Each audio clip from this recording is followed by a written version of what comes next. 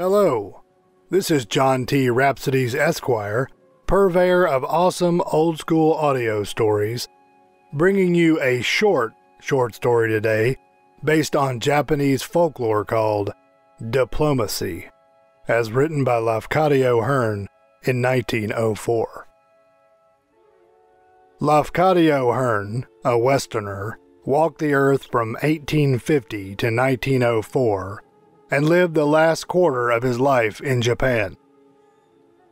Hearn translated and arranged this Japanese folktale, in addition to others, in his book titled Kwaidan, Stories and Studies of Strange Things, published in the same year of his death in 1904.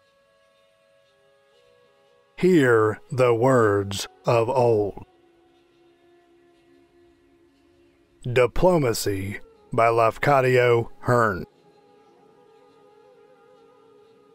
It had been ordered that the execution should take place in the garden of the yashiki, or the estate of the wealthy samurai. So the man was taken there, and made to kneel down in a wide, sanded space, crossed by a line of tobi-ishi, or stepping stones, such as you may still see in Japanese landscape gardens. The condemned man's arms were bound behind him. Retainers brought water in buckets, and rice bags filled with pebbles, and they packed the rice bags around the kneeling man, so wedging him in that he could not move. The master samurai came and observed the arrangements. He found them satisfactory and made no remarks. Suddenly, the condemned man cried out to him, "Honored sir, the fault for which I have been doomed I did not wittingly commit. It was only my very great stupidity which caused the fault. Having been born stupid, by reason of my karma, I cannot always help making mistakes. But to kill a man for being stupid is wrong, and that wrong will be repaid. So surely as you kill me, so surely shall I be avenged.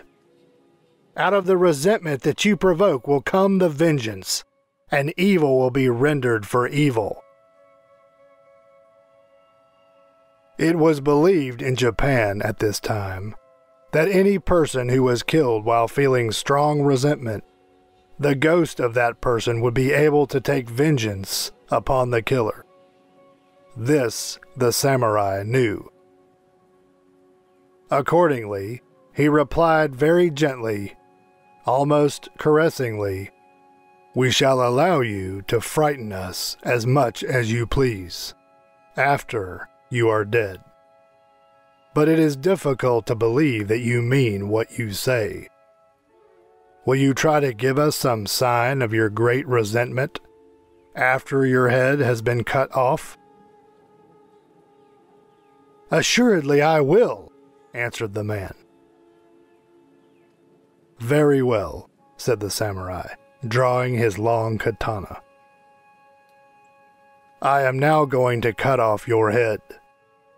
Directly in front of you there is a stepping stone. After your head has been cut off, try to bite the stepping stone. If your angry ghost can help you to do that, some of us may be frightened. Will you try to bite the stone?" "I will bite it," cried the man in great anger. "I will bite it! I will!" There was a flash, a swish, and a crunching thud. The bound body bowed over the rice sacks, two long blood jets pumping from the shorn neck, and the head rolled upon the sand. Heavily toward the stepping stone it rolled. Then, suddenly bounding, it caught the upper edge of the stone between its teeth, clung desperately for a moment, and dropped inert. No one spoke.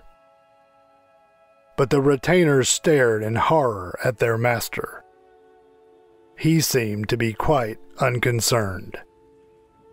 The samurai merely held out his sword to the nearest attendant, who, with a wooden dipper, poured water over the blade from haft to point, and then carefully wiped the steel several times with sheets of soft paper. And thus ended the ceremonial part of the incident. For months thereafter, the retainers and the domestics lived in constant fear of ghostly visitation. None of them doubted that the promised vengeance would come, and their constant terror caused them to hear and to see much that did not exist. They became afraid of the sound of the wind in the bamboo, afraid even of the stirring of shadows in the garden.